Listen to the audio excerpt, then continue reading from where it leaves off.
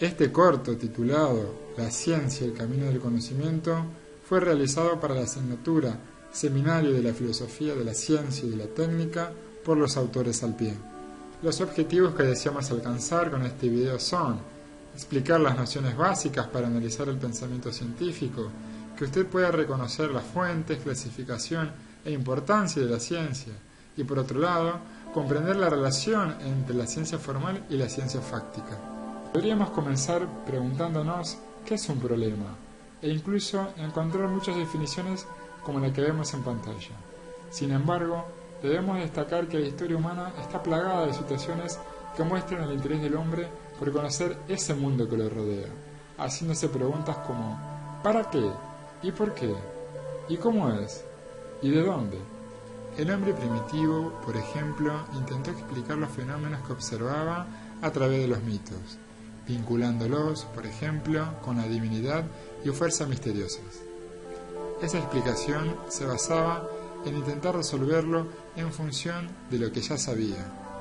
Este proceso de conocimiento es llamado método fenomenológico, y su característica más importante es que toma como punto de partida lo dado, y eso dado comienza a ser objeto de análisis.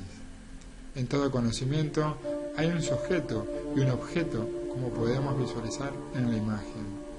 La función del sujeto consiste en aprender del objeto e incorporar esos aprendizajes. Bernaus señala que el conocimiento es un acto espontáneo en cuanto a su origen, inmanente en cuanto a su término, porque el hombre se hace intencionalmente presente en alguna región del ser. Si analizamos esta definición, nos encontramos con que es un acto que implica una actividad vital, una manera de existir para el hombre, pura contemplación.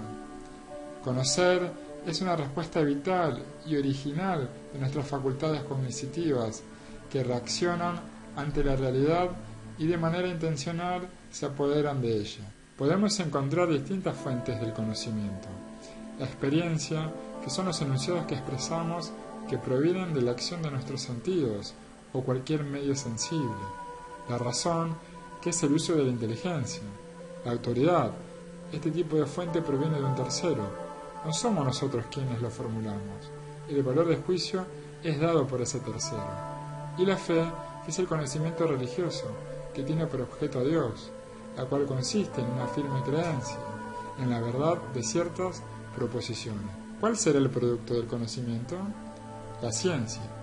Al mencionar la ciencia, debemos destacar que será importante, por un lado, la motivación, o sea, el ansia de conocimiento, la actividad, que tiene que ver con la investigación científica, y finalmente, el producto.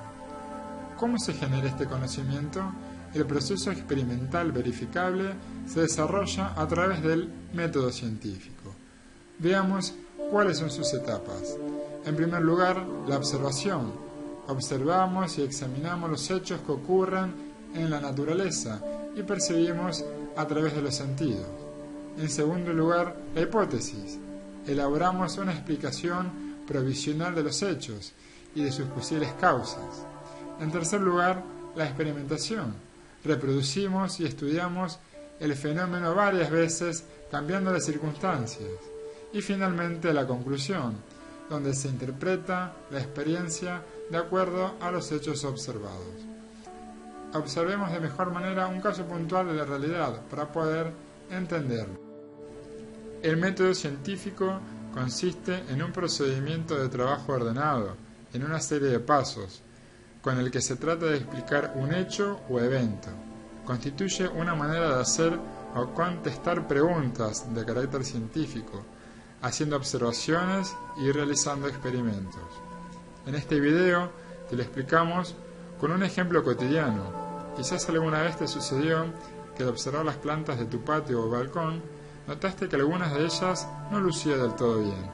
Al acercarte, pudiste ver que sus hojas estaban descoloridas y pegajosas, y además en algunas ennegrecidas y opacas. Debido a lo observado y a tus conocimientos previos, consultaste en internet y en libros, buscando información sobre el tema. Luego de analizar la información, pudiste conjeturar que las plantas podrían haber sido atacadas por insectos, como las conchillas, y probablemente también presentaban negrillas, una enfermedad producida por hongos que viven a expensas de las sustancias excretadas por dichos insectos. Para saber si estás en lo cierto, es decir, poner a prueba tu hipótesis, pensaste en obtener un producto para combatirlos. Una vez obtenido, trataste tus plantas afectadas con dichos productos y pasado el tiempo indicado del tratamiento, efectivamente observaste que tus plantas volvieron a verse relucientes, como siempre, con sus hojas verdes y suaves. En función de estos resultados, pudiste concluir que estabas en lo cierto, es decir, respaldaste la hipótesis de que tus plantas estaban infectadas con conchillas y negrillas. Sin embargo, debes tener en cuenta que esto fue solo una evidencia que avaló tu hipótesis. Podrías haber formulado muchas otras e intentado haber probarlas. Por último, todo descubrimiento debe ser válido y para ello es fundamental que se comuniquen los resultados. Clasifiquemos las ciencias.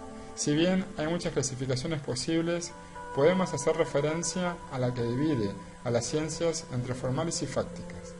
Esta clasificación se basa según los objetos de los que se ocupan, los enunciados que la componen, su modo de verificación y el criterio que utilizan.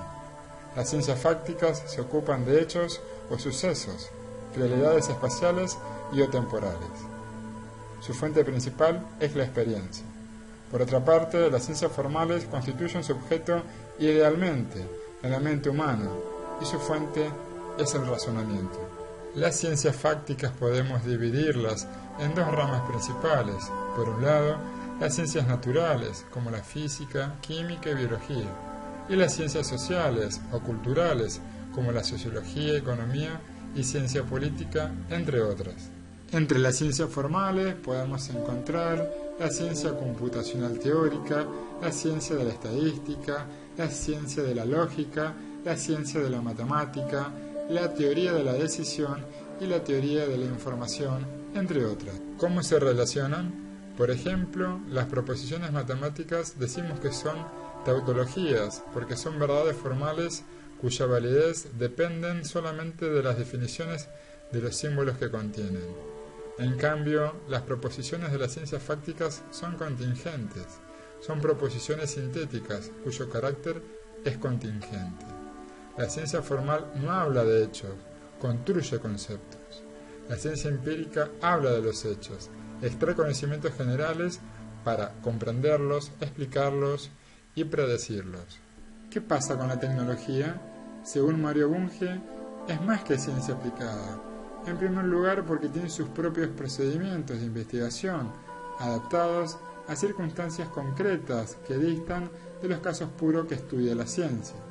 En segundo lugar, porque toda rama de la tecnología contiene un cúmulo de reglas empíricas, descubiertas antes que los principios científicos, en los que, si dichas reglas se confirman, terminan por ser absorbidas.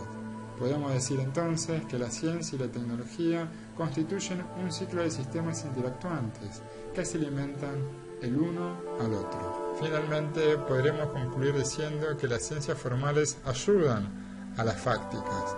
La ciencia, como indica Mario Bunge, es valiosa en sí misma, como clave para la inteligencia del mundo y del yo, y es eficaz en el enriquecimiento, la disciplina y la liberación de nuestra mente.